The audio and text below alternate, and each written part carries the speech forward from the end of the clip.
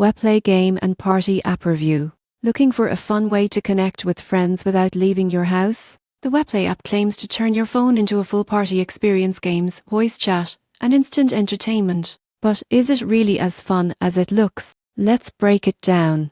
WePlay is a social gaming app designed for online hangouts. When you open the app, you can join a lobby with friends or match with new people from around the world.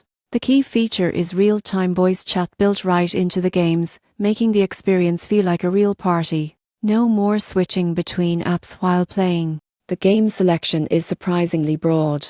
You find classics such as drawing and guessing, mini sports, trivia, and even strategy challenges. Many games support groups of players, so it's perfect for groups who want to play together after school, during a break, or late at night. The avatars are another highlight. You can create a fun cartoon version of yourself with costumes, skins, and expressions. It adds personality and humor to every round. And as you win games or complete activities, you earn rewards to unlock more styles and features. However, here's something most users don't realize.